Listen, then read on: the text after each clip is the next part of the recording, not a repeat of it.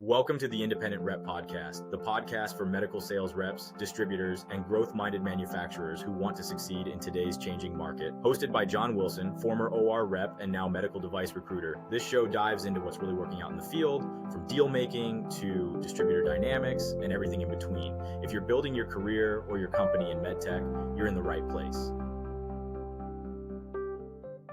Okay, so good morning. Today we have Mike Nelligan. He is with Marathon Medical, the principal over there in Richmond, Virginia, and they cover Maryland, Virginia, and was there another area? DC. DC. Awesome. In between the two. And you're mostly in ortho, so shoulders, knees, and then I want to talk about your SPD product a little bit because that's something that's a little bit of an innovation these days. But yeah, can you just kind of start with telling us how you got into medical sales 25 years ago? 30 years ago. 30 years ago. I'm in year 31. I got started with a little knee brace company called Orthotech.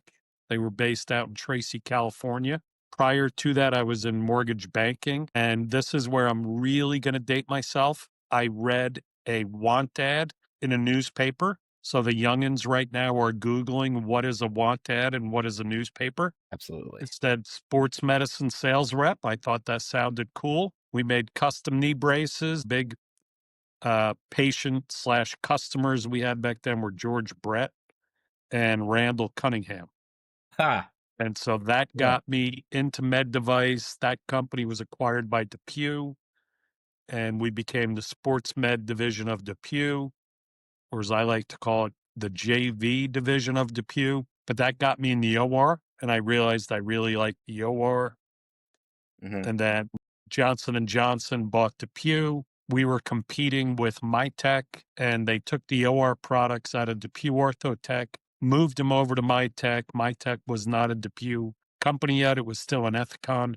I was the first rep to follow the OR products over to Mytech, and then they sold off Orthotech to Donjoy. Wow, that's a journey. And then at that point, I was full-time OR. Full-time OR, and you were still a rep for somebody else at that point? Yes, I was a W-2 with Mytech, Johnson & Johnson. It took me about 2 weeks to realize I was not J&J corporate material. I wasn't a suit guy. I had a very interesting interaction with a manager who made me put on a suit to learn how to load my car the J&J way on my driveway in Richmond in 110-degree heat in August. And I was told we're a suit company. So even though it's just he and I sweating through our suits on the driveway, we're going to do this in suits. And that was one of the many reasons I realized I wasn't cut out for a corporate job. And I took my last W-2 job with an early stage company that was acquired by Smith & Nephew, got fired with that acquisition, but made a little bit of equity money, and I've been independent since. Okay, very cool. I want to go back a little bit. So you were a young guy. You're fresh. You're in mortgage. I was young back then. Yeah. Mortgage banking, because I just had a recent call with a young rep. He's an associate for a spine company, and he was feeling a little burned out. But I want to talk about the journey of the young rep going into ortho, so were your first calls with that brace company clinics, or were you going into the OR? I went in the OR just to try to see and learn. So we were doing a lot of ACL braces. So I went to the OR just to watch what does it mean to do an ACL reconstruction, because I was selling a functional brace, a post-operative brace, and cold therapy. So some of that was applied in the operating room.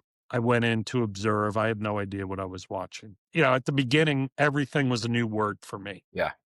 ACL, to actually know what that meant. If you watch ESPN, everyone knows ACL, but you may not really know what it means. So I had to learn all those words. My wife sat on the couch and quizzed me: medial, lateral, superior, inferior. I'll date myself with an old Steve Martin joke. Yeah, he wondered why the Spanish had a new word for everything. Same thing when you learn the medical terminology. You can't say up, down, I know, inside, outside. You got to use all these fancy terms. And then at a certain point, you realize sometimes you can just speak English as well. So, all right. So you started that, you got acquired by J&J or DePuy, and that got you into the OR.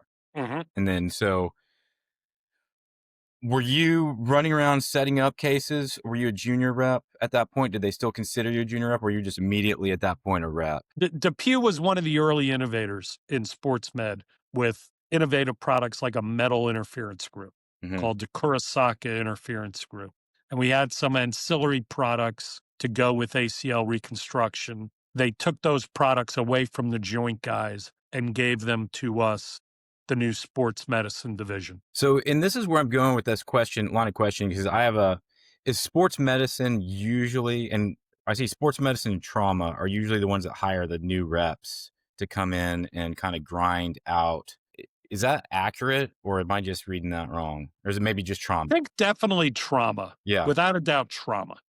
Because I think now I've never been trauma, but watching it from afar, like Stryker is known for hiring young kids. You're the one who's on call every weekend. You're the one running the trays. And is that just kind of a trial by fire, like see if you can handle the hours, the stress, in your opinion? Yeah, it seems that way to me. That's what But having never done it, I would be judging and having opinions on something I know nothing about, which is fine. Yeah, I'd like to get somebody on here to talk about that progression, because I have the same opinion. I also have never done it. So let's fast forward now. You went through the corporate world. This guy made you wear a suit in August to load trays into a car, which is ridiculous. And then, especially if you're going to change into scrubs, then you decided to do W-2. When you were going into W-2, you mean 1099? I'm sorry, yeah, 1099. Did you have a runway? Did you have products lined up? Did you have doctors lined up? What was that choice? It honestly happened a little bit by accident. When I was a very frustrated W-2 rep, I, through a friend of mine, picked up 2 ancillary product lines, not really probably, very much against my employment agreement, but they were small and subtle enough. So I started selling some postoperative cold therapy and some knee braces again on the side, so that when my last W-2 job, when that company was acquired by Smith and Nephew and I got fired, I thought that's what I want to do. Go early stage equity, keep making that money, but those companies don't line up. And the company I found was a small spine company. They didn't have money for a W-2, so they pick it up as an independent, and I had some revenue already. But the plan originally was not to be a 1099. And I got really, really lucky in that the first spine surgeon I spoke to with that line took pity upon me and listened to me, said I could probably use that once a year. We took him to a lab. As he was working with that product, he said, you know what, I can use this. And he became a great customer. And with that, all of a sudden, I was an independent 1099 rep with some products, some revenue, and could live. Yeah, very interesting. So it came down to winning that one surgeon over to kind of launch your 1099. Yes, and very much by luck. I think that applies to everybody who works pretty hard. I mean, you got there to that surgeon, right? So that took work. I'm trying to look. I thought I had a picture of him on my wall. I guess I don't. No. Okay. We'll have to get it. We'll have to get one for you. You have to. It must have burned up in my office fire about 10 years ago. Okay. Did you set that on purpose, or is that No, and it's there. That picture's right over there. That's a whole different story for another day. That sounds like a whole different. We're definitely going to have to get you back for an office fire story. So what did you do to win that doctor? Let's go through that. Break that down. Did you had a relationship with him from the previous products, and you kind of knew I had a relationship with the hospital. Okay. It was Navy Medical Center, Portsmouth. Okay. So I say it's luck, but the company was a small company called Endius. They were acquired by Zimmer, and I got fired again. I've been fired by the biggest and best orthopedic companies multiple times, because what I've learned is I like the energy of the early stage. I like doing unique stuff. The backside to that is it gets acquired, you get fired, because they have a sales force. So my then manager called me and said, I'm coming in next week. Make some appointments. Not particularly helpful, but that's what it was. The one place I knew that I could get an appointment to do a luncheon service was the Navy hospital. So we went down and did it. And every doctor who came in was sports, hands, joints. And finally, one of those surgeons went and told the spine guy, hey, there's a rep in the break room and he's with his boss and he's dying because no spine doc has gone in to see him. He took pity on me and came in. So that was the lucky part. Wow. But Okay. I knew enough about my territory. I knew where I could go get a lunch on a Friday because I had my boss.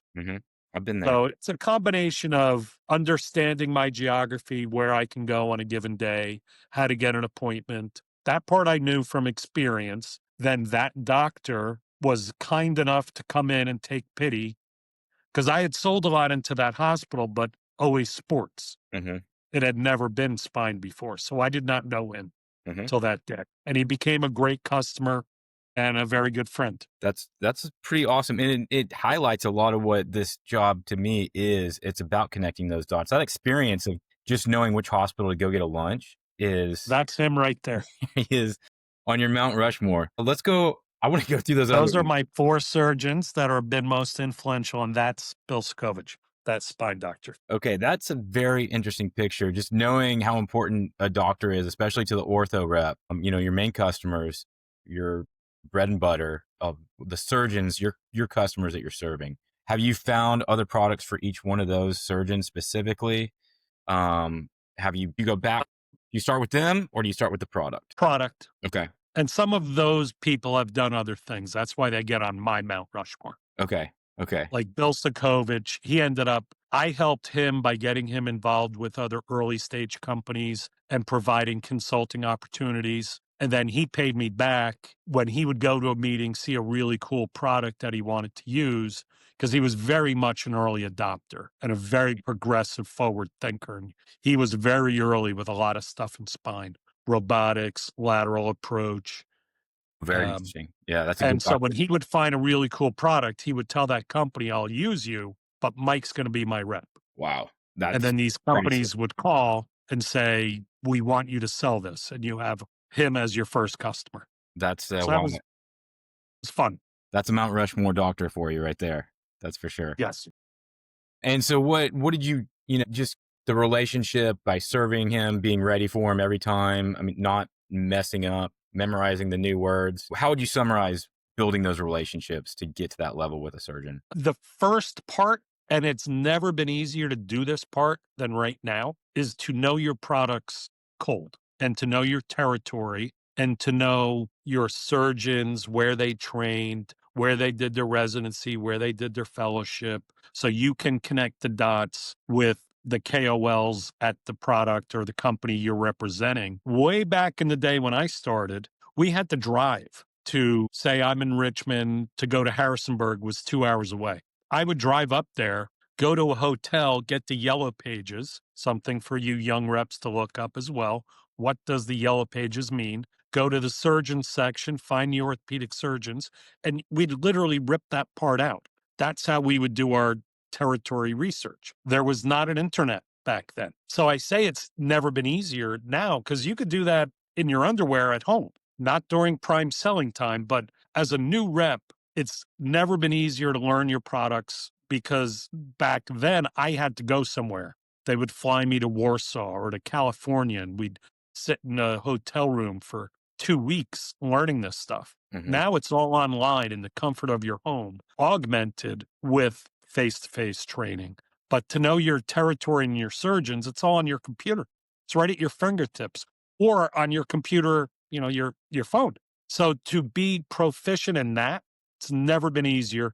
And you don't need 20 years experience to know your products. My reps will tell you the story that I tell them, that I was the best MyTech rep a certain surgeon would say he ever had. And when I look back, what made me the best rep he knew, it was that I knew my products cold. If he was doing a shoulder scope and I was looking up at the screen, I didn't know whether he was in the subacromial space or the joint space, or that was the biceps tendon, that was the supraspinatus. Back then, I didn't know that because I hadn't seen it enough. He would turn around and say, I need you. We're going to use your stuff. And then I knew that. So if a drill bit hit the floor, I knew, all right, you don't need my drill bit. You need a hole. And that hole's 2.8 millimeters diameter, 17.8 millimeters long. any drill can make a hole. How did you get to So that? knowing the products is easy. So And that's how you begin to build rapport. So learning product, is that just studying your product, which is easy? You know, your company, your manufacturers give you the information. Did you go and study anatomy? Did you just ask surgeons all the time? How did you get to that level where you were on par with the surgeon? And this part may change a little bit, but there's still surgeons who will let young reps in. I would ask surgeons, can I come observe you? And I specifically use observe, not watch. Watch sounds very passive. Mhm. Can I observe you in surgery?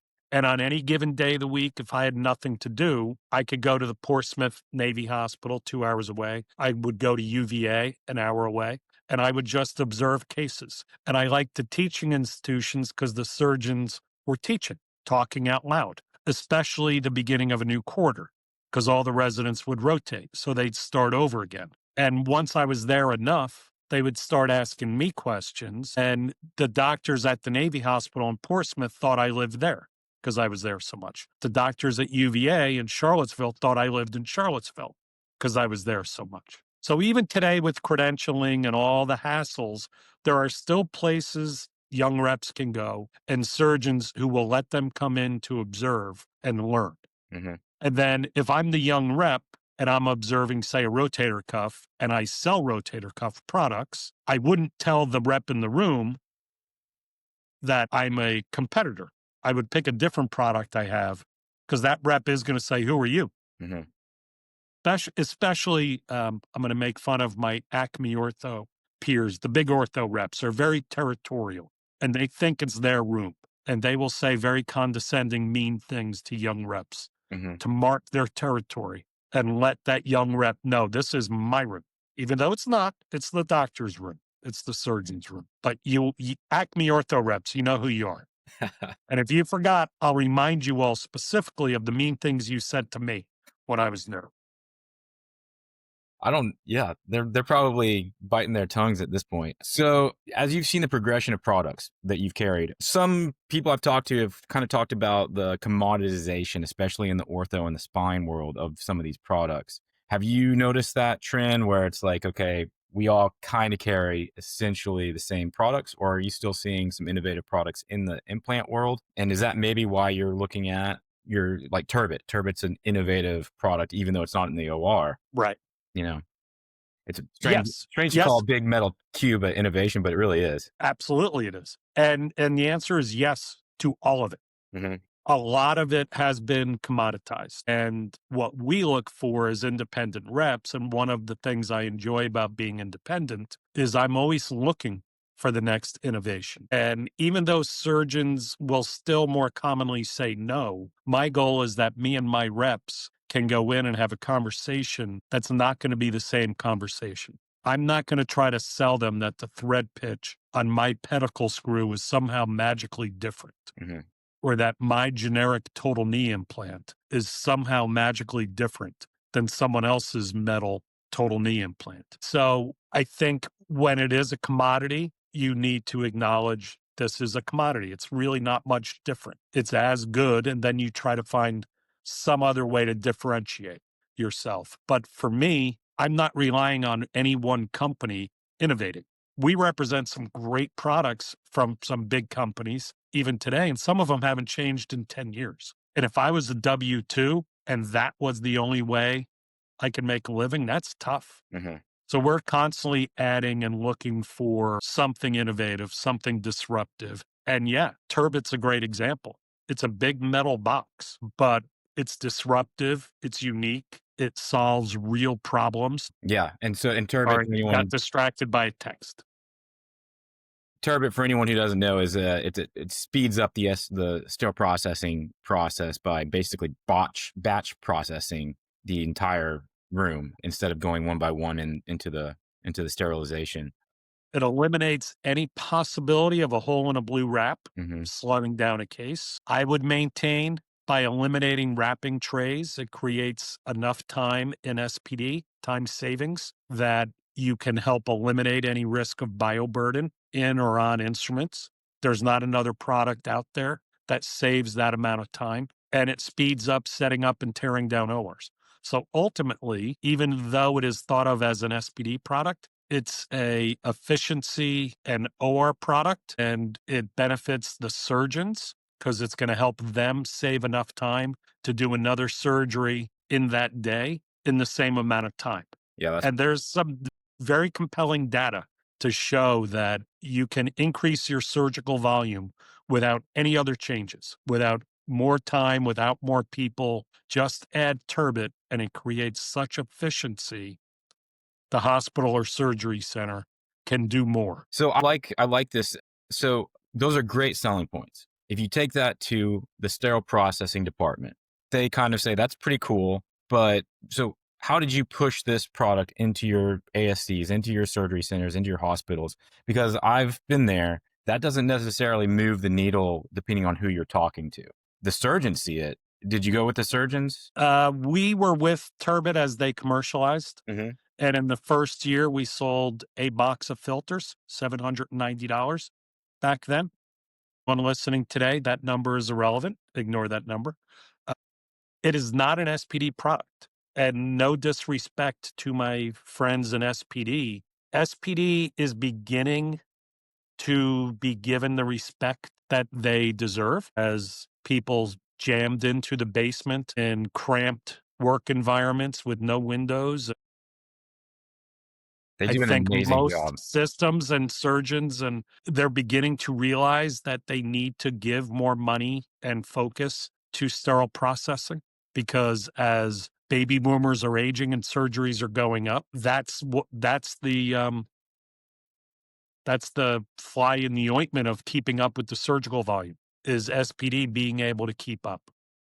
And they get thrown new products every day that they actually do a really good job. And more trays Yeah. and more trays. And the big companies, not to keep picking on Acme Ortho, they don't have more trays. If you work at Acme Ortho, you're told 10% growth, no new trays, no more implants. Figure out how to get more with the same equipment you have.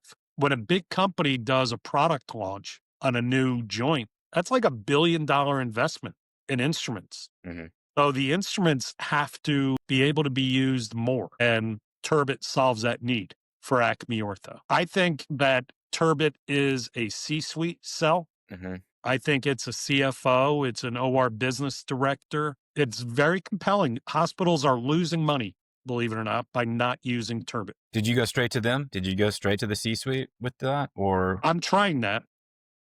so that's As much as I mocked wearing a suit, I will wear a suit huh. to the C-suite. Yeah, it's like putting on scrubs to get into the OR. You you put on a suit to get into Yes. the C-suite. Yep. I'll wear a suit to a funeral, a wedding, or the C-suite. That's it. You should put some paper scrubs over your suit as you go into the hospital. That's a whole nother podcast. I know. We don't have time for Satan scrubs today. As you train your younger reps now, so you're coming in, do you what thought do you give to okay, I have a need in this geography. How do you delimitate that geography? How do you choose the geography for that rep? How they're going to make money? How they're going to progress in their career? Do you give thought like what stage? How much thought do you give to that period of okay for this new rep? Mhm. These are the steps. Generically, I base hiring on personality. Mm-hmm. Like I don't think a college degree is necessary. Mm-mm. I don't think anatomy background is necessary. Surgical techs, if they have the right personality, that could be a really good one. But it's kind of cliche in our business. Surgical techs see us and think all we do is go to dinner and golf, and they don't realize all the behind the scenes stuff we do. So a lot of them jump over to this side of the table and realize the doctors they thought they were friends with are no longer friends now that they're actually selling to them. So actually, back to your question, I think with the right personality, you can realize that what we do for a living is actually easy. And the reason it's easy is because it's so hard. A surgeon shouldn't listen to me. I literally get trained at Holiday Inn Expresses on weekend training courses. They have put years and years into learning of their craft. So they really should say no. And so that when they do, it's not a surprise. So therefore, it's easy. But our job is to find one reason for one surgeon to say yes, just one time. and build from there. It's really, really easy because the surgeons should say no to us. We get trained at Holiday Inn Expresses or at home in our underwear watching videos on computers. So these surgeons we're trying to sell to are the alpha dogs. They're the best of the best, and they have put years into learning a craft. And then we come and tell them, thank God Mike got here, doc, because I have a better way for you to do what you're doing. So they should say no. And then as long as you accept they're not saying no to you personally, most times, they're just saying no, not now, now's not good. And our job is to find one reason for one surgeon to say yes one time. And nowadays, I think it's easier to come up with that reason because we have information at our fingertips. The easiest way to sell is to have a surgeon sell a surgeon. And if you know that Dr. Mike did his fellowship at Rush and the KOL for your new cool product is a Rush surgeon and they know each other, you connect those dots and just let them have a conversation. And all of a sudden you're a sales guy. Mm-hmm. One of my guys on my Mount Rushmore, when I was with a different company, I won some awards because I sold him stuff. And the honest truth is he had a text thread with two of his best friends and they shared ideas and thoughts and he tended to do what they told him. And thankfully I represented the company that they used. So he wasn't listening to me. He was listening to his peers and I happened to be right there. But I was smart enough to know he knew those guys. Right. And that he talked to them. Connecting the dots is kind of a theme of the way that I've seen you talk about this job. You know, just even the first conversation when you said you got lucky with the hospital that could give you a lunch, you're connecting the dots with, I know this can at least give me a chance at that. And that's basically medical sales in my experience. You have the experience, you know the dots, and you're trying to connect them. And it's not necessarily going in and convincing a doctor, hey, this is a better widget for your surgery. Because like you said, they have that experience, that knowledge, the training. They're going to look at you and be like, why? And you can say like maybe 2 minutes, the blurb of what you just learned in that Holiday Inn. But past that, it's like, really, the doctor's going to make the choice. So in terms of connecting the dots, how long do you think that takes a young rep starting out to know all of those dots and to get that rhythm and that mindset of this is the work right here? I generally like around 2 years is kind of when the light bulb really goes off and that it kind of makes sense. But then I've also had enough experience. I probably couldn't remember all the names of the reps I've worked with over 25 years of being an independent. And what I found is it becomes really apparent who just this job, it's kind of a passion. It's not a job. It's a way of life. And for the people that it connects with and they really get it, you can see that happen sooner.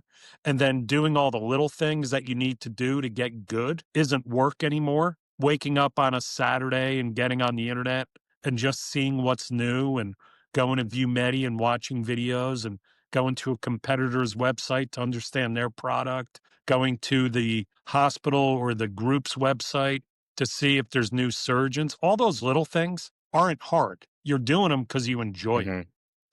From my mortgage banking experience, we looked at borrowers as having the ability and the willingness. So I've seen a lot of reps who had the ability to be good reps, but they didn't have the willingness because the job just didn't connect. Doesn't make them bad people, but you could just see they're not doing the little things because they really don't like this. So they should go do something else that does connect with them. And then when it does connect, when you get the right person, then it stops being a job and it starts being fun. Yeah. And all those little things are fun and they're easy to do. I have several great reps in my head right now that exemplify that. Let's switch this. Now, I want to hear for maybe the last few questions, how you judge the distributor or the manufacturers. So a good regional sales manager, a good manufacturer, a good, support system on that side. There's good ones. And then there's some guys companies that just kind of are trying, but they aren't quite there yet. How do you choose manufacturers? Well, it starts with the product. I'm looking for a unique product. And then as I get in, and now I'm working with a company, who I spend more of my time with is a very culture-driven thing. I've worked with a lot of great companies. That little spine company, that was a great company. We were competing with huge DePuy Motec, DePuy Acromed, DePuy Spine, with Medtronic, Sophomore Danik. We're competing with them as this teeny company out of Boston.